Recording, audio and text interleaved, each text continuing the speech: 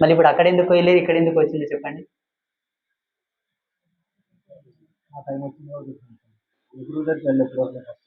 తప్పు. ఈ రంగులు మార్చే పద్ధతిలోనే భక్తికి విలువ పోతుంది. నువ్వు పోలేవు కానీ ఇక్కడ ఉన్న చాలా మంది పోయింటారు, వేరే గురువులతో కూడా పోయింటారు. ఇప్పుడు 24 ఈడికి వచ్చింది, 25లో మళ్ళీ ఈడికి వస్తారని నమ్మకం నేనెట్లా పట్టలే. అందుకే మా గురువులకు ఒక క్లారిటీ ఉంటది. ఎప్పుడైతే భస్మాసురుడు శివుని నెత్తి మీద చేయబెట్టడానికి పోయిండో అప్పటి నుంచి మేము కూడా జాగ్రత్త పడుతున్నాం సార్. అప్పటి నుంచి, ఇప్పుడు కాదు, అప్పటి నుంచే ఇస్తాం, మంత్రాలు ఇస్తాం, దీక్షలు ఇస్తాం, శక్తిపాతం చేస్తాం, అన్ని చేస్తాం. కానీ కీబోర్డు మాత్రం మా చేతుల్లో ఉంటుంది, జాగ్రత్త. ఇది బుద్ధి జ్ఞానం కరెక్ట్ ఉన్న ఏ గురువు అయినా ఇదే పని చేస్తాడు. అంత మూలం మీకు ఇస్తలేడు, రానబడతాడు తోడేమో. ఎప్పుడు ఇస్తాడంటే ఆయన విశ్వాసము, భక్తి, ఆయన ప్రేమ, ఆయన అనుసరించే పద్ధతిని బట్టి లాస్ట్కు చిట్ట చివర ఇట్లా దొబ్బుతాడు, ఇంకంతే. అది అమోఘమైన తపస్సు. మీరు ఇన్నాళ్ళు చేసిన దానికన్నా అది ఒక సెకండ్ లోపల ఆవరిస్తుంది. ఇది ఒక విషయం బాగా గుర్తుపెట్టుకోవాలి. అంబాత్రయ క్షేత్రంలో జీవితాంతం ఎవరైతే ఉపదేశం తీసుకుంటారో వాళ్ళకు దేవీ నవార్ణ మంత్రం ఇచ్చి శక్తిపాతం చేస్తాం. జీవితాంతం కాదు, ఏదో మాకు ఇక్కడ పీఠానికి వచ్చిన నాడు ఏదో జపం చేసుకునికే, చదువుకునికే కావాలంటేనేమో దేవి సార్థకత మంత్రం ఒకటి ఉంటుంది, ఆ మంత్రం ఇచ్చి శక్తిపాతం చేస్తాం. ఇవి 2 పద్ధతులు ఈ పీఠంలో అమ్మవారికి సంబంధించి. లేదు, కొందరు దుర్గా మంత్రం అడిగితే దుర్గా మంత్రం ఇచ్చినాం, ఇంకొంతమంది ఎల్లమ్మ తల్లి మంత్రం అడిగితే ఎల్లమ్మ తల్లి మంత్రం ఇచ్చినాం. అట్లా ఎవరికి ఏ మంత్రం కావాలంటే ఆ మంత్రం ఇచ్చింది. సాంప్రదాయకమైనటువంటి పద్ధతి ఏంటంటే అమ్మవారి మంత్రం తీసుకునేటప్పుడు టోటల్ శరీరం మీద అరుణ వర్ణం ఉండాలి, ఎర్రటి వర్ణం ఉండాలి. కాబట్టి రెడ్ బట్టలు కానీ, రెడ్ శారీ కానీ ఉండాలి. లేదు మాకు ఎరుపు అయ్యొస్తా లేదనుకుంటేనేమో ఎల్లో కలర్, పసుపు కూడా అయ్యొస్తా లేదంటే తెల్ల కలర్, వైట్. ఇంకా అది కూడా అయ్యొస్తా లేదంటే యాప చీర కట్టుకోరు. అమ్మవారికి వేప చీర కట్టుకుంటారు, వేపాకుతోన ఈ వేప మండలు కట్టుకుంటే కూడా ఇయ్యొచ్చు. కొందరికి సెంటిమెంట్స్ ఉంటాయి, కొన్ని కలర్స్ పడేస్తలేవని. శ్రీ వెంకటేశ్వర స్వామిది కానీ, రాముంది కానీ, కృష్ణుని కానీ, హనుమంతుని కానీ, లక్ష్మీనరసింహస్వామిది కానీ, శ్రీ వైష్ణవ సాంప్రదాయకమైనటువంటి మంత్రం తీసుకోవాలనుకుంటేనేమో ఎల్లో కలర్ బట్టలు, చందనమాల, తులసిమాల కంపల్సరీ. శివుడికి సంబంధించినటువంటి మంత్రం కానీ, దీక్ష కానీ తీసుకోవాలనుకుంటే గోధుమ వర్ణపు బట్టలు లేదా కాషాయం బట్టలు, రుద్రాక్షమాల, స్ఫటికమాల. అమ్మవారికి కూడా రుద్రాక్షమాల, స్ఫటికమాల, దొరికితే పగడంమాల. పగడంమాల లేకుండా ఏం పెద్ద అవసరం లేదు, కొందరికి పగడం పడిరాదు కాబట్టి. ఇకపోతే వారాహి మాత ఉంది, శ్యామల మాత ఉంది, కాలభైరవ స్వామి ఉన్నాడు. వీళ్ళకు సంబంధించిన మంత్రాలు కూడా ఇస్తాం. కాకపోతే దానికి సంబంధించినటువంటి పద్ధతి మీకు ఫస్ట్ 1 గంట అయిపోకు చెప్పిన తర్వాత మీకు ఆసక్తి ఉంటే ఇస్తాం. రేపు ఉదయం 4 గంటలకు లేచి చక్కగా స్నానం చేసుకొని అమ్మకు దండం పెట్టుకొని 5 ప్రదక్షిణలు చేసి మీ పనులు మీరు చేసుకొని ఉండండి. ఉదయం పూర్ణావతి తర్వాతనే మీకు దీక్షా ప్రదానం ఉంటుంది. పూర్ణావతి అయిపోనికే మ్యాక్సిమం 11:30, 12 టైం అవుతుంది. దాని తర్వాత ఎవరికి ఏం దీక్ష కావాలో ఆ దీక్ష ఇస్తాం, చక్కగా నిదానంగా వెళ్ళిపోవచ్చు. ఇంకా దీక్ష రేపు ఉదయం తీసుకునే వాళ్ళు ఎవరికైనా ఏమైనా సందేహాలు ఉంటే అడగండి. ఇది పట్టుకొని అడుగు. మొన్న నవరాత్రులప్పుడు దీక్షకు వచ్చినప్పుడు మీ దగ్గర ఒక మంత్రం తీసుకున్నారు, దీక్ష ఇచ్చిన్నారు. అప్పుడు నేను అడిగింది దత్తాత్రేయ స్వామిది. అప్పుడు నాకున్న దాంట్లో దత్తాత్రేయ స్వామి ఇవ్వండి అని నేను అడిగి ఉన్నాను. నాకు ఇప్పుడు ఏమనిపిస్తుంది అంటే నాకే మంత్రం ఫలితం ఇస్తుంది, ఏమి ఇస్తుంది నాకు తెలియదు. నీకు నచ్చిన దేవుని చెప్పు నాయన అన్నది మీరు అడిగారు, నేను చెప్పిన. కానీ ఇప్పుడు నేనేందంటే మా గురువుగారు నేను అడిగి కోరుకునే ఏంటంటే నాకు ఏది బాగుంటుంది, నాకు ఏ దేవుని చేయాలి, ఏ మంత్రం చేయాలి, నేను ఎట్లయితే మంచిగా ఉంటా ఈ భూమి మీదకి వచ్చినందుకు నా జీవితం సార్థకత అవుతుంది, అది మీరు ఇవ్వగలుగుతారని ఆశిస్తున్నా. నీవు నా మీద బరువు పెట్టినావు కాబట్టి నేను చెప్తే నువ్వేం అనుకోరా. ఏం కూడా అనుకుంటాను, మీకు పూర్తి నా జీవితాన్ని అర్పించేసిన. ఇంకా నేను ఎప్పుడు కూడా ఏ సందర్భంలో కూడా ఏమనుకోను నేను. శుభం. ఇక్కడ ఒక విషయం బాగా గుర్తుంచుకోవాలి, మనం ఒకరి మీద బాధ్యతను మనం ఉంచినప్పుడు ఆ ఉంచినటువంటి దానికి కరెక్ట్గా మనం తూగగలిగితేనే బాధ్యత పెట్టాలి. పేరుకు బాధ్యత పెట్టి తర్వాత మళ్ళీ అటు ఇటు అయితే కొంచెం బాగుంటుంది, ఇబ్బంది అవుతుంది కదా. మీరు దత్తాత్రేయ మంత్రం తీసుకోవడం సమంజసమే. మరి అదే కొనసాగించవచ్చు కదా, మళ్ళీ ఇంకెందుకు? అంటే ఇప్పుడు నేను అడిగింది ఏంటంటే అది కొనసాగించా అని నేను అనలేదు. నా సందేహం ఏమిటంటే అది నాకు సరిపోతుందా లేదా నాకు తెలియదు. నాకు అంత జ్ఞానం లేదు కానీ నేను మీ మీ అది దగ్గరకు ఎందుకు వచ్చాను. సరిపోదు శ్రీరామ? మీరు చెప్తే సరిపోతుంది. దానికి నేను నా సందేహమే అది. నాకు సరిపోతుంది నాయన నీకు అది కంటిన్యూ చేయంటే ఓకే. దానిలో ఏమి ఇబ్బంది ఏం లేదు.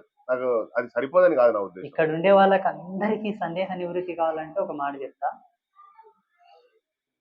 సున్నా అనే దానికి చాలా పెద్ద విలువ ఉంది, కానీ ఆ సున్నా కొన్ని సందర్భాల్లో దాని విలువను కోల్పోతుంది. గణిత శాస్త్రంలో చాలా మంచిగా చెప్పగలిగారు మన ఋషులు, భారతీయ ఋషులు. విదేశాలలో సున్నాకు సంబంధించిన జ్ఞానం లేదు, ఇక్కడనే పుట్టింది సున్నా, మన వాళ్ళే చేసిండ్రు దాన్ని. ఎందుకంటే దేవతా భాషలో ఓం రాయాలంటే ఇలా రాస్తాం కదా, తెలుగులో ఓం రాయాలంటే ఎట్లా రాస్తాం? ఓకారం రాసి దాని పక్కన సున్నా పెడతాం, అవునా? అక్షర లక్ష్య అని మనకు శాస్త్రం ఉంది, వాల్మీకి రాసినది దాన్ని. అక్కడ నుంచి ఈ సున్నాకు సంబంధించిన వివరాలు చాలా పెద్దగా వచ్చినాయి. చాలా మంది ఆర్యభట్ట సున్నా కనిపెట్టిన అంటారు కానీ అది తప్పు. అంతకన్నా ముందు కూడా సున్నా ఉంది. ప్రాచుర్యంలోకి ఎక్కువ బయటికి తెచ్చిన వాడు ఆర్యభట్ట, ఆయన క్రెడిట్ ఇచ్చిండ్రు అంతే. సున్నా తర్వాత ఏమొస్తుంది? 1 నుంచి 9 వరకు. ఈ 9 అంకెల్లో పెద్ద అంకె ఏది? 9. గట్టిగా చెప్పండి. 9 కన్నా పెద్ద అంకె ఏదైనా ఉందా? సంఖ్యలు ఉన్నాయి. 11 నుంచి కోట్ల వరకు సంఖ్యలు అవుతాయి. 1 నుంచి 9 వరకు అంకెలే కదా. అంకెల్లో పెద్దది ఏది? ఆ లెక్కలు చూసుకున్న అక్షర గణితంలో అక్షర లక్షల్లో 1 నుంచి 9 వరకు 9 పెద్దది కదా. దేవత యొక్క బీజ పంక్తిలో కూడా నవార్ణ మంత్రం పెద్దది. ఆ నవార్ణ మంత్రం ఎవరిదంటే జగన్మాతదే. ఎవరైతే నవార్ణ దీక్ష తీసుకొని నవాక్షర మంత్ర జపము చేస్తారో భారతీయ సనాతన ధర్మంలో ఉద్భవించినటువంటి 16 లక్షల మంత్రాలు జపం చేసినట్ల.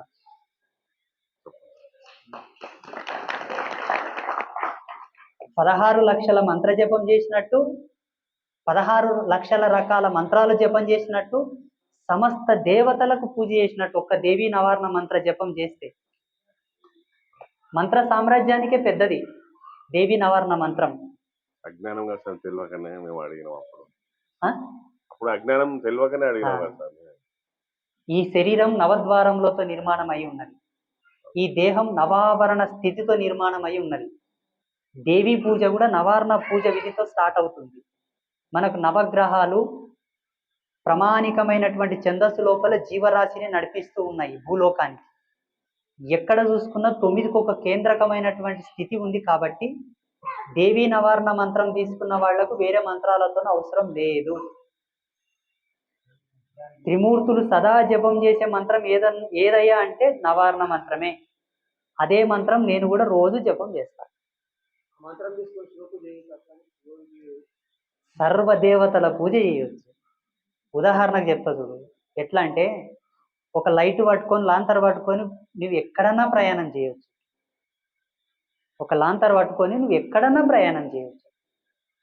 లాంతర్ లేకుండా ఒక కంటి చూపుతో పోవాలంటే అది గుంతన రావచ్చు, సెట్టన రావచ్చు, గుట్టన రావచ్చు, గుద్దుకోవచ్చు. తక్కిన మంత్రాలకు కొన్ని ప్రమాణాలు ఉంటాయి, తక్కిన మంత్రాలకు కొన్ని ప్రాధాన్యతలు ఉంటాయి, కొన్ని రిజర్వేషన్స్ ఉంటాయి. దేవీ నవార్ణ మంత్రకు ఏ విధమైన ప్రమాణం లేదు, రిజర్వేషన్ లేదు, సుప్రీం పవర్. దాన్ని ఎవరు అడ్డుకోరు, ఆపరు. ఎంత తవ్వుకుంటే అంత వచ్చినట్టు ఉంటుంది ఇక మంత్రశక్తి. ఇంకొకటి ఏంటంటే ఒక్కసారి ఆజన్మాంత పర్యాంతము జగదంబ యొక్క దీక్షను పొందిన వాళ్లకు పునర్జన్మ ఉండదు. ఇంకా వాళ్ళు మళ్ళీ పుట్టరు. శాస్త్రోక్తంగా పద్ధతిని అనుసరించి దేవీ తత్వ విధిని అనుసరించి దీక్షను పొందిన వాళ్లకు, ఆ దేవి తత్వాన్ని పునికి పుచ్చుకున్నటువంటి గురువుల చేత పొందిన వాళ్లకు తప్పకుండా పునర్జన్మ ఉండదు. 100%. దీనికి సాక్ష్యం సప్త ఋషులు, వాళ్ళకన్నా ముందు దేవత గణము అష్టదిక్పాలకులు, వాళ్ళకన్నా ముందు త్రిమూర్తులు, వాళ్ళకన్నా ముందు సాక్షాత్తు జగన్మాత ఆది మధ్యాంతర సమయం లోపల తన ఇష్టదేవుడైనటువంటి సదాశివునికి తను ఇష్టంతో చెప్పినటువంటి ఉపదేశమే ఇప్పుడు నేను చెప్పే మాట. అమ్మనే చెప్పింది ఈ మాట. ఆ తల్లి యొక్క జ్ఞానాన్ని, అమ్మ చరిత్రని ఇంతో అంతో నేను కొంత నేర్చుకున్నా కాబట్టి మీకు చెప్తున్నా. ఇప్పుడు మనం ఒక కాలభైరవ స్వామి మంత్రం తీసుకున్నాం అనుకోండి, ఆయన ప్లాట్ఫామ్, ఆయన యొక్క సెక్షన్ ప్రకారంగానే మనకు రిజల్ట్స్ వస్తుంటాయి. కానీ తక్కిన ప్రదేశం అంతా కూడా అట్లే ఎంటీ ఉండిపోతుంది, ఖాళీ. దాన్ని ఎప్పుడు ఫిల్ చేస్తావు? ఇప్పుడు స్వామి దత్తాత్రేయ మంత్రం తీసుకున్నాడు. దత్తాత్రేయ భగవానుడు ఈ జగతి లోపల గురుస్థానమునకే ఒక అధిపతి. గురువు అనేవాళ్ళు ఈ జగతిలో ఎవరైనా ఉన్నారు అంటే ఒక దత్తాత్రేయుడు. దక్షిణామూర్తి, హయగ్రీవుడు కూడా గురువులే.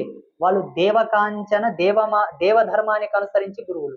మానవ ప్రపంచమునకు, మానవ ధర్మానికి వాళ్ళు గురువులుగా ఆమోదయోగ్యం కారు. ఒకవేళ అయితే కూడా అట్టి మానవుడు కూడా అంత శ్రేష్ఠుడైతే వాళ్ళు గురువులుగా అంగీకరిస్తారు. కానీ దత్తాత్రేయుడు సర్వమానవాళికి గురువే. చండాలుడికి గురువే, విప్రోత్తముడి కూడా గురువే, పొందితే దేవుళ్ళకు కూడా గురువే. ఆయన అందరినీ అనుగ్రహించేవాడు. దక్షిణామూర్తి హయగ్రీవుడికి సంబంధించి అంతటి ఉత్తీర్ణత, అంతటి ప్రావీణ్యత ఉండగలిగితే వారిని పూజించుట, కొలుచుట సమంజసమే. ఇది కొంత పట్టుకోవాలి, మనం ఆలోచించాల్సిన విషయం. వాళ్ళు గురువులే, ఈయన గురువే. దత్తాత్రేయుని యొక్క జపము చేసి, దత్తాత్రేయుని యొక్క ఆరంభం మన పూజలు అవి చేస్తూ ఉంటే స్థిత ప్రజ్ఞత్వం వస్తుంది, పరిపూర్ణమైన జ్ఞానం వస్తుంది. తన ధర్మాన్ని అనుసరించి సంసారంలో ఉండేటటువంటి అన్ని దాని లోపల ఆయనకు ఒక ముక్తి, ఒక పరమపదం వస్తుంది. కానీ కొంత మిగిలిపోతుంది మళ్ళా. ఆ మిగిలింది ఫుల్ఫిల్ చేసుకోవాలంటే మళ్ళీ అమ్మతోనికి రావాలి, మళ్ళీ ఏ జన్మలో ఇంకే జన్మలో. అదే కదా స్వామి. ఇప్పుడు నేను గత 2019 నుంచి గానగాపూర్ వెళ్తుంటాను. నేను 2019 నుంచి వెళ్తూ అక్కడ గురువుని వెతుకున్నాను. నేను ఎక్కడ సాటిస్ఫై కాక మళ్ళీ స్వామిని అడిగేవాడిని ప్రతిసారి, నాకు ఒక గురువుని తండ్రి అంటే అక్కడ ఆయనే గురువు. కానీ నాకు నేను ఇప్పుడు సంభాషణ, ఇప్పుడు మీతో మాట్లాడగలుగుతారా, వినగలుగుతారా, మీరు చెప్పేది నాకు అర్థం చేసుకుని ఆయన మాట్లాడగా సార్ అని అడిగితే, నాకు దసరా ముందు మీ దర్శనం జరిగింది, నేను యూట్యూబ్ లో చూసిన. అంతకుముందు ఎన్నోసార్లు యూట్యూబ్, ఎప్పుడు మీ దర్శనం జరగలేదు నాకు. కరెక్ట్ నెల ముందు మీ సంభాషణ, ఎవరైనా దీక్ష తీసుకునే వాళ్ళు రావాలి అని అంటే, స్వామి ఇదే దత్తాత్రేయ స్వామి పంపిస్తుండేమో, ఇది చూపించిన గురువు ఇతనేనేమో అని మీ దగ్గర రావడం జరిగింది. మీకు సాంప్రదాయకంగా మీ ఇళ్లలో కూడా కొంతమంది కుల గురువులు ఉంటారంటే, మీ తాత ఒక గురువు సేవ చేసుకుని ఉంటాడు, మీ తండ్రి ఒకతోనో బోధ తీసుకుని ఉంటాడు, మీ ముత్తాతలు కూడా ఒకరితో ఉపదేశం పొంది ఉంటారు. వాళ్ళను కూడా స్మరించాలి, విస్మరించకూడదు.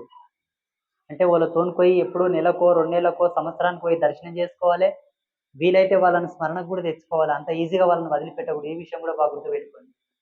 వ్యావహారికంగా వర్తమానంలో ఇప్పుడున్నటువంటి సగుణమూర్తి ఎవరైతే రూపకర్తగా ఉన్నాడో అతడు గురువే. మనకు నచ్చినటువంటి సూక్ష్మ గురువులు కూడా ఉంటారు. ఇప్పుడు నాకు 3 గురువులు ఉన్నారు. నాకు మంత్రం ఇచ్చిన గురువు, ఆదర్శ గురువు, ప్రత్యక్ష గురువు. ప్రత్యక్ష గురువు అంటే మాణికేశ్వర మాత. నేను లైవ్లో అమ్మని చూసిన, అమ్మ దర్శనం చేసుకున్నా కాబట్టి. ఆదర్శ గురువు ప్రహ్లాద్ జైన్ అని గుజరాత్లో ఉంటాడు, సేమ్ నాలాగనే. మంత్రం ఇచ్చిన గురువు పండరిపురంలో ఉంటాడు. ఈ 3ని స్మరిస్తారు రోజు. ఆద్యంతంగా, ఆది అనంతంగా దత్తాత్రేయుని స్మరిస్తాము, హయగ్రీవుని స్మరిస్తాము, ఇప్పుడు చేసిన దక్షిణామూర్తిని స్మరిస్తాం, సమస్త ఋషికులమునంతయు కూడా స్మరిస్తాం. అది లెక్కకు రాదు. ప్రామాణికంగా ఉండే గురువే. అది ప్రత్యక్షంగా ఉండే గురువుని తప్పకుండా మనం పట్టుకోవాలి, తప్పదు.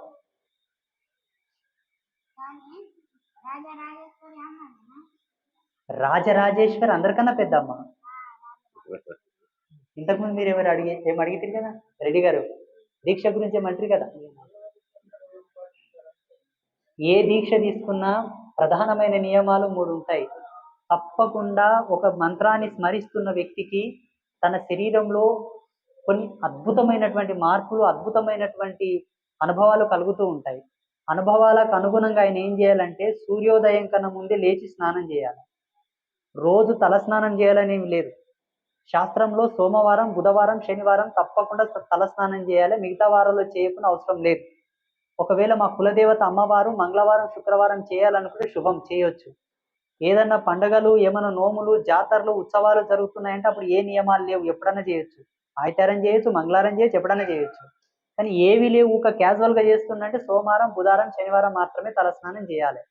ఉదయం లేచి చక్కగా స్నానం చేసుకొని ఎవరి చేతనైతే నువ్వు మంత్రం పొంది ఉన్నావో ఆ మంత్రాన్ని ఒక మాల తిప్పేసేయాలి. ఆయన చెప్పిన పద్ధతి ప్రకారంగా మాల తిప్పేసి ఇంకా సంకల్పం చెప్పుకొని దండం పెట్టుకొని దేవునికి ఇంత పూజ పునస్కారం చేసుకోవాలి. మన పని మనం చేసుకోవాలి. తప్పకుండా మంత్రరాజ్యానికి ఒక పవిత్రమైనటువంటి స్థానం ఉంది కాబట్టి ఏ మంత్రం చేసినా అది క్షుద్ర మంత్రం ఎందుకు కాదు, అది వైదిక మంత్రం ఎందుకు కాదు, ఇంకే మంత్రం ఎందుకు కాదు, తప్పకుండా శాకాహారులై ఉంటేనే మంత్రం తొందరగా సిద్ధిస్తుంది. మాంసభక్షణ చేస్తే మంత్రం తొందరగా సిద్ధించదు. మధుమాంస భక్షణకు దూరంగా ఉండాలి. సెకండ్ ఏంటంటే తప్పకుండా శుచిగా స్నానం చేయడం మాత్రం కంపల్సరీ. ఉదయం కానీ సాయంత్రం కానీ నీకు వీలుంటే మధ్యాహ్నం కూడా చేయి.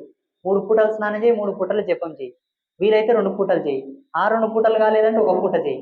ఆ పూట కూడా కాలేదు 2 రోజులకు ఒకసారి, 3 రోజులకు ఒకసారి, వారానికి ఒకసారి, 15 రోజులకు ఒకసారి కూడా చేయి. 15 రోజులకు కూడా చేత కాదంటే నెలకు ఒకసారి చేయి. నెలకు కూడా చేత కాదంటే ఏడాదికి ఒకసారి చేయి. అది కూడా చేత కాదంటే మంత్రం తెచ్చి గురువు కాడ ఇడిచి ఇంటికి పో.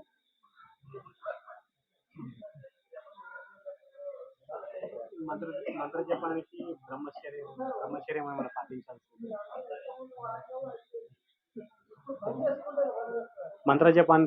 మంత్రం ఇచ్చిన తర్వాత బ్రహ్మచర్యం ఏమైనా పాటించాల్సిందే? ఇన్ని నియమాల ప్రత్యేకంగా మనం నియమం పెట్టుకొని ఒక అనుష్ఠాన పద్ధతిని తీసుకొని, ఉదాహరణకి ఇప్పుడు నేనున్నాను, నాకు యంత్రాలు ఎవరికన్నా తాయిత రాసిస్తా యంత్రముల మీద పట్టురానికి ఒక నియమం పెట్టుకొని 6 నెలలు తపస్సు చేసిన. That's my course. ఓకే, ఎవరికన్నా మంత్రాలు ఇవ్వాలంటే నేను ఇచ్చిన మంత్రం వాళ్ళకి పనిచేయాలని చెప్పి ఒక 6 నెలలు తపస్సు చేసిన. That's be one of the course. ఒక ప్రామాణికతను పెట్టుకొని ఒక కాన్సన్ట్రేషన్ పెట్టుకుంటే నియమాలు ఉంటాయి. దాంట్లో బ్రహ్మచర్యం వస్తుంది, శయనగతి వస్తుంది, తిలకధారణ, వస్త్రధారణ, దిశా కేంద్రకము, మలమూత్ర విసర్జనలు కూడా చేసే నియమాలు ఉంటాయి. మళ్ళీ దాంట్లో ఆహార పద్ధతికి సంబంధించిన నియమాలు ఉంటాయి. నువ్వు ఆకుల్లో తినాలా, మట్టి చిప్పలో అంటే మట్టి మూకుల్లో తినాలా, ఏ పాత్రలో తినాలి, ఎట్లా తినాలి, ఏ దిశకు తలగడ పెట్టి పడుకోవాలని పర్టిక్యులర్ నియమాలు ఉంటాయి.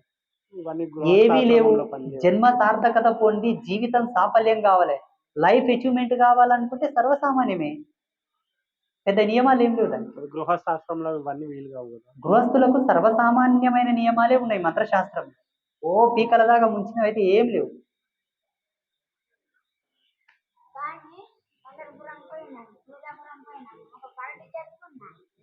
అతనేం అడుగుతాడంట ఆయనకి 3 times జపం చేసినప్పుడు, ఏంది జపం చేసేటప్పుడు 3 times, రోజుకు 3 times చేస్తాం కదా, ఉదయం మధ్యాహ్నం సాయంత్రం 3 times క్లీనింగ్ చేసుకోవాలనా లేక ఎట్లా? 3 పూటలు జపం చేస్తే 3 పూటలు స్నానం చేసుకోవాలా అని అడుగుతున్నావు కదా. స్నానము, రూమ్ క్లీనింగ్. అశుద్ధి జరిగితే శుద్ధి చేసుకోవాలా. ఏ అశుద్ధి జరగలేదు మంచిగా ఉన్నాము అంటే ఏం పర్వాలేదు. మరి ఇతరుల వల్ల డిస్టర్బెన్స్ వస్తుంది, అవతల జపం చేస్తున్నాడు, దానివల్ల ఇది ఆగుతున్నది. ప్రాబ్లం ఏమిటి? అడవికోవాలి, అడవిలో పోతే ఎవరు లేకుంటారు, ఆరాం ఉంటుంది. నిరంతరం మననం చేసుకోవచ్చా లేకుంటే దీక్ష పూజ టైంలోనే ఒకసారి జపం చేసుకోవాలా? మంత్రము మనం సరిగ్గా ఆలు రాయకపోతే కొట్టేటటువంటి మాస్టారు కాదు. మంత్రానికి లెక్క ఉంది, తిక్క ఉంది. అంటే మనం నిరంతరం మననం చేసుకున్నప్పుడు మనం కొన్ని అవస్థలు చూసుకోవాలి. ఇప్పుడు టాయిలెట్ లో కూర్చున్నావు, మననం చేస్తావా? మనం మామూలుగా వర్క్ చేసుకుంటాం. ఫర్ ఎగ్జాంపుల్ ఎవరైనా చనిపోయినా కాడికి పోయినావు, శ్మశాన వాటికి పోయినావు. ఇంకొకటి, నీ ఇంట్లో నీ భార్య బహిష్ట అయింది 5 రోజులు, రాత్రి పడక గదిలో బెడ్ మీద ఉండవు. నిరంతరము మననం చేయవచ్చు. నీ కాళ్ళకు చెప్పులు ఉంటే, నీ కాళ్ళకు చెప్పులు ఉన్నప్పుడు మననం చేయవచ్చా? చేయకూడదు. మంత్రానికి ఉండే పవిత్రతను మనం కాపాడితే తొందరగా వశం అవుతుంది, తొందరగా. అంటే మనం మార్నింగ్ జపం చేసుకునే టైం చేసుకుంటాము, అదే మంత్రం మనకు గుర్తొస్తుంటాయి కదా అనుకోవచ్చు. అప్పుడు నీ కాళ్ళకు చెప్పులు ఉన్నాయా? First point. సెకండ్ పాయింట్, నువ్వు ఏ ఏరియాలో ఉన్నావు. ఒక మటన్ కొట్టు దగ్గర ఉన్నప్పుడు పలికినావు అనుకో, మటన్ షాప్ కాడ ఉన్నప్పుడు ఒకవేళ అది కూడా సమయం అనుకొని పలికినాం అనుకో, విరుద్ధమైనటువంటి దోషాలు వస్తాయి. నిరంతరము మననం ఎవరు చేయాలంటే మాలాంటి యతులు చేయవలే. మాలాంటి వాళ్ళు సాంప్రదాయకంగా కొన్ని దిగ్బంధనలతోనే బయటికి వెళ్తారు. వాళ్ళు అసలు కడప దాటేటప్పుడే కొన్నింటిని చెప్పుకొని బయటికి వెళ్తారు. మాకు కొంత లెక్క తిక్క గట్టిగా ఉంటాయి కాబట్టి మేము చేయొచ్చు. మీరేం చేయాలంటే ఒక నియమం పెట్టుకోవాలి.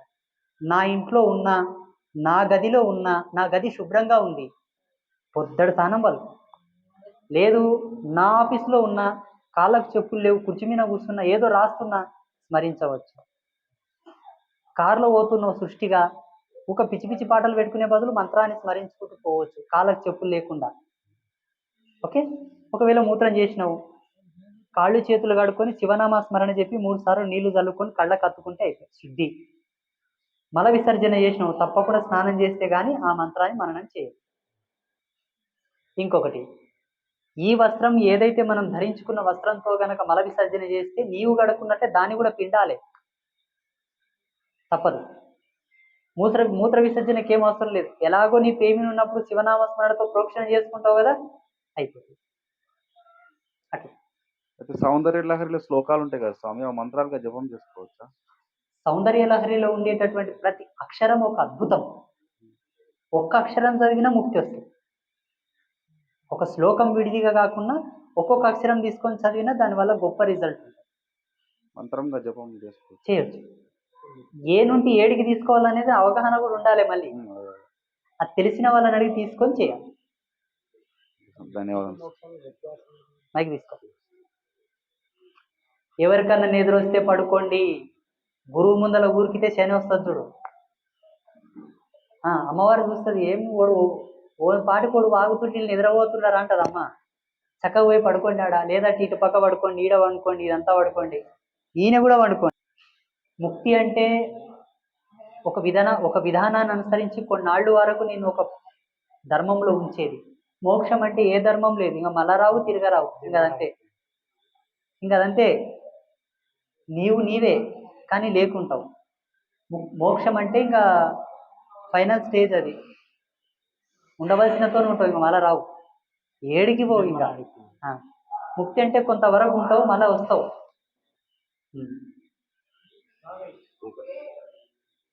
నీకు ఇంకా అమ్మ వరం ఇచ్చలేదు, తెల్లగాయ వరకు అట్లే ఉండు, దిగినాక అడుగు. ఒక మాల వేసి ఒకటే ఉంటుంది, నిజమే. మైక్ నీతోటి ఉందా? రికార్డ్ చేస్తున్నావా? వస్తుందా లేదా? అవును. అందరు ఒక విషయం బాగా గట్టిగా చెప్తా, మంచిగా నుర్రి.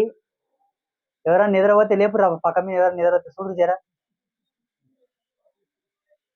ఉప్పు నీళ్ళలో ఎన్నాళ్ళు స్నానం చేసినా తప్పకుండా మంచి నీళ్ళ కడగక తప్పదు. ఎందుకంటే ఉప్పు నీళ్ళతో కడుక్కున్న పేయి జిడ్డు జిడ్డు, సిట గో కూడా జిడ్డు, ఆ జిడ్డు పోదు. పోనీ మంచి నీళ్ళు కడుక్కున్న తర్వాత మళ్ళా చెమట పట్టి మళ్ళా మురికి పట్టకుండా ఉంటుంది అంటావా? మళ్ళీ మురికి పడుతుంది, మళ్ళా చెమట వస్తుంది, మళ్ళా పేయి కంపు కొడుతుంది. కానీ అమృతంలో స్నానం చేస్తే అమృతం కూడా పానీయం లాగానే ఉంటది, నీళ్ళలాగానే ఉంటాయి. ఇక్కడ ఉప్పు నీరు, మంచినీరు, అమృతం 3 తేడాలు ఉన్నాయి. మీరు దేంట్లో కడుక్కోవాలనుకుంటారు కదా? నేను చెప్పే ప్రతి మాట, నేను చెప్పే ప్రతి వాక్కు, నేను చెప్పే ప్రతి బాట మీ జీవితాలకు ఒక అమృతం. మీరు అమృతంలో మునుగురు కానీ ఉప్పు నీళ్ళు అడగకురి, మంచి నీళ్ళు అడగకురి. ఏంది నీకు బల్బు వెలిగింటది, చాలా మందికి వెలిగిందా లేదా? ఏం వెలిగి చెప్పు స్వామి, చెప్పు వెలిగింది చెప్పు. మన అదే వెలిగేనా? అది కాదు, అందరు మంచి మాటలు అడుగుతున్నారు స్వామి. మీరు అడిగేటివన్నీ ఉప్పు నీళ్ళు. ఏంది? ఒక అప్పు అయిందా అంటారు, ఒక రోగం వచ్చిందా అంటారు, ఒక ఆపత వచ్చిందా అంటారు, పెండ్లము, మొగుడు, పిల్లలు, చదువు, వ్యాపారం, ఇవల్ల ఉప్పు నీళ్ళ కన్నా ఉప్పు నీళ్ళు. మంచి నీళ్ళు కూడా అడగరు మీరు. నాకు నవ్వు వస్తుంది కానీ ఏమో ఇంకా ఏసం వేసుకున్నాను కూర్చుంటే అట్లే. గాడ్ ప్రామిస్ చెప్తున్నా, అబద్ధం చెప్పాను. అంటే మేము అవధూత అనే తత్వాన్ని కొన్ని కోటి రెట్లు దాటిన మనిషిని నేను. ఓపిక లేక మీ ముందర కూర్చుంటా కానీ కూర్చుంటే ఇంక అట్లే. దయచేసి తప్పుగా అనుకోకండి, మీకు దండం పెడతా. ఎందుకంటే నేను ఆ స్టేజ్ని చూసిన. మీరు అడిగేటివన్నీ మళ్ళీ సిక్కుల కొరకే. ఈనాడు మీరు ఒక కోరిక అడిగినరు కానీ నాకు తెలుస్తుంది ఈ కోరిక నెరవేరిన తర్వాత మళ్ళీ ఏం మొదలవుతుందని నాకు కనిపిస్తుంది ఆల్రెడీ ఫిగర్. మీరు ఏం చేయరంటే ఒక గురువుని గట్టిగా పట్టుకోరు. ఎవరినైనా భూప్రపంచంలో మంచి నిష్ఠాగరిష్ఠుడు, మంచి క్వాలిటీస్ ఉన్న గురువుని పట్టుకొని అతన్ని కలుసుకుంటుండ్రి, అతనితో మాట్లాడుర్రి, దర్శనం చేసుకోర్రి, ఒక 10 నిమిషాలు కూర్చోరు, నవ్విపీరి. మీరు నగుర్రి, గురువు నగుర్రి, మీరు నగుర్రి, గురువు నగని. పిచ్చి పిచ్చి మాటలు కూడా ఎక్కువ అడుగురు. కానీ సంసార సంబంధితమైన వ్యవహారాలు ఆయనతో చర్చిస్తే మీకు తెలియకుండానే మాయ ఆవరిస్తుంది మీకు. అది గురువుకు తెలుసు కానీ చెప్పడు. ఎందుకు తెలుసా? చిన్నపిల్లాడు మట్టిలో ఆడుకుంటా అంటాడు, వానికి తెలియదు అది దాంట్లో ఆడుకుంటే నోట్లోకి మట్టు పోతే ఇన్ఫెక్షన్ అవుతుందని. కానీ తల్లికి తెలుసు, తల్లికి తెలుసు, వారిస్తుందా లేదా? అట్లా నేను తల్లి స్థానంలో ఉండి మిమ్మల్ని వారిస్తున్నా, తప్పుగా అనుకోకండి. నిజం చెప్తున్నా, నేను ఒక్కసారిగా నా సర్వసమృద్ధిక ముద్ర పట్టుకొని ఒక మాలగానే జపం వేస్తే నెరవేరని కష్టం అంటుండదు, కానీ నేను ఎవరిని ఎక్కువ పట్టించుకోను, నిజంగా పట్టించుకోను. మీరు ఏమని అనుకోండి, తెల్ల గోంగడి మీద కూర్చున్నా, ఈపు అమ్మ ఉంది, ముందల మీరు ఉన్నారు, మీరందరూ సౌభాగ్యమూర్తులు, చాలా మంచోళ్ళు మీరు, నేను పాపిష్టోని. అయ్యో మీకేం తెలుసు అని అంటారు, నాకు తెలుసు కాబట్టి అంటున్నా.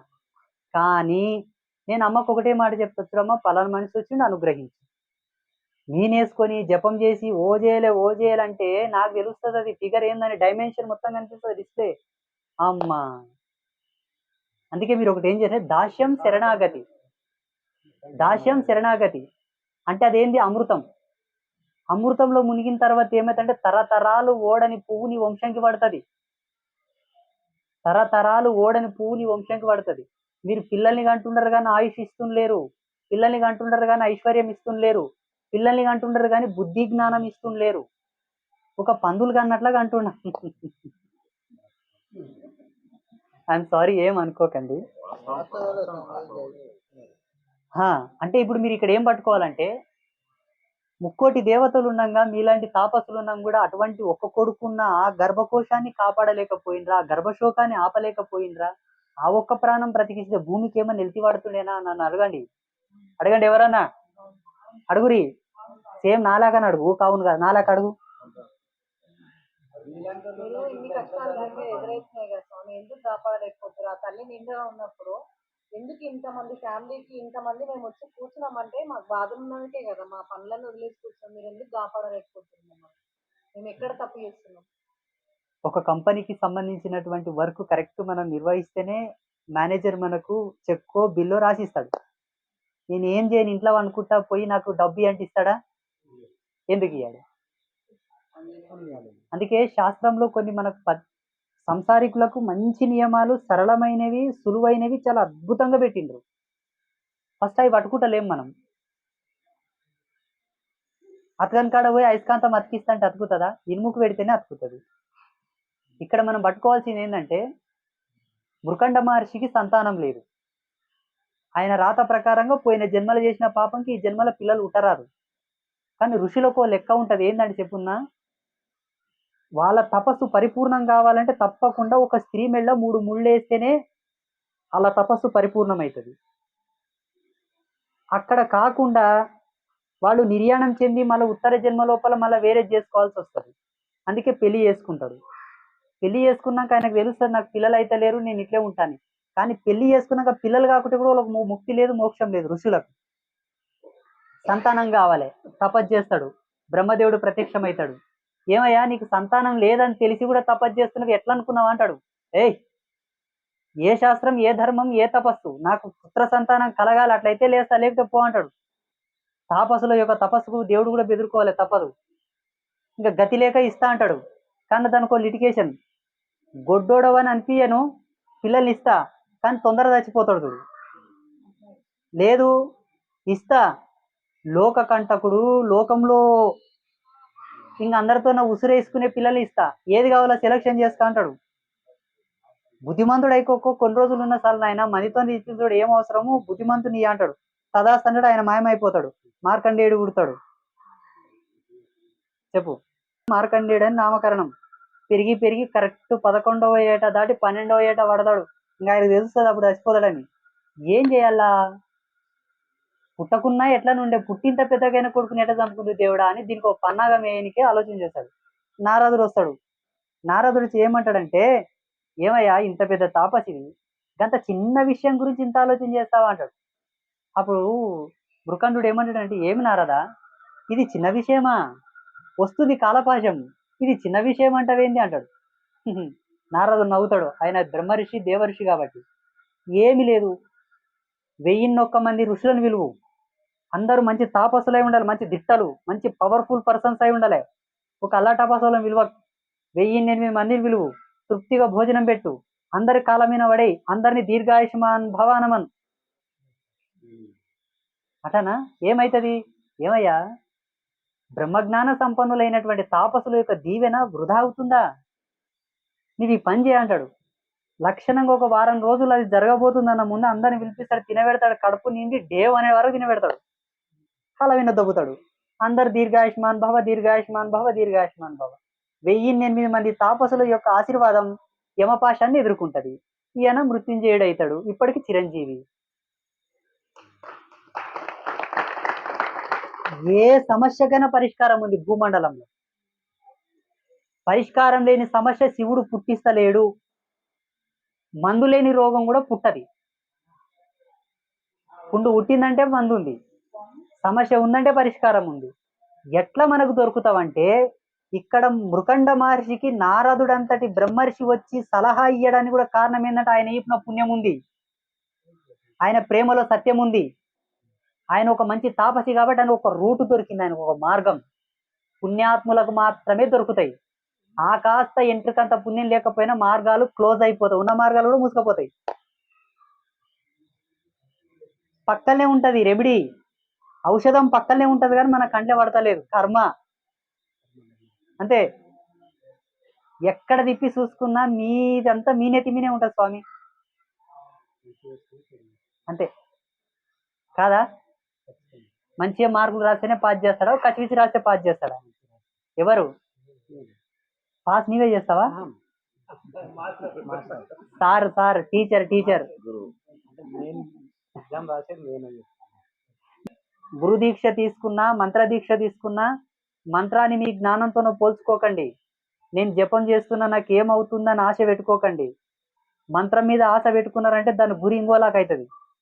ఊక పోతుల గాడి ఇంకోటినట్టు చేసుకుంటూనే ఉంటుంది, దాని పని చేస్తూనే ఉంటది. నీ కప్పులు తీరవలన, రోగాలు పోగొట్టాలన్నా, అసలు వాస్తవంగా మంత్ర సామ్రాజ్యాన్ని ఋషులు నిర్మాణం చేసిందే లోక కళ్యాణం కొరకు. మంత్రం మీద పట్టు కుదిరి మంత్రం గనక వశమైతే, మంత్రం జీవనాడుల యందు విమికితే రోగాలు రావు, హార్ట్ అటాక్ రాదు, అప్పులు కావు, చిన్నపాయంలో మొగుడు దచ్చే పెళ్ళం దచ్చే గోయిందా, అంగవైకల్యంతో పిల్లలు పుట్టడం లేదు, బుద్ధిహీనులు మందహీనులు పిల్లలు పుట్టేది లేదు. ఇప్పుడు బ్యాచిలర్ ఉన్న పిల్లగాడు మంత్రాలు బాగా వశం చేసుకొని పిల్లలు కంటే మంత్రంతో ఉన్న పవర్తోనే ఇతనం పుడుతుంది కదా. ఆ ఇతనం కుండా అవశేషాలతోనే పిల్లలు పుడతారు కదా. యా పుడతలేరా? పుడతారు. పెళ్లి కాక ముందు ఏమైనా మంత్రాలు తీసుకున్నావా లేదా? ఎందుకు? ఇప్పుడు వచ్చిందే. ఇప్పుడు ఎవరి కొరకు?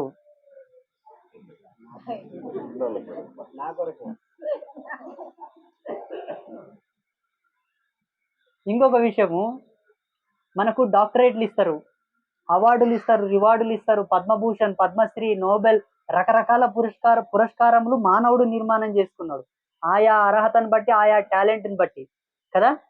అట్లా భగవంతుడు కూడా కొన్ని డిసైడెడ్ రూల్స్ ఇచ్చిండు మనకు. అవార్డుల కన్నా కోటి రెట్లు ఉత్తమమైనటువంటి పదవులు ఇచ్చిండు మనకు.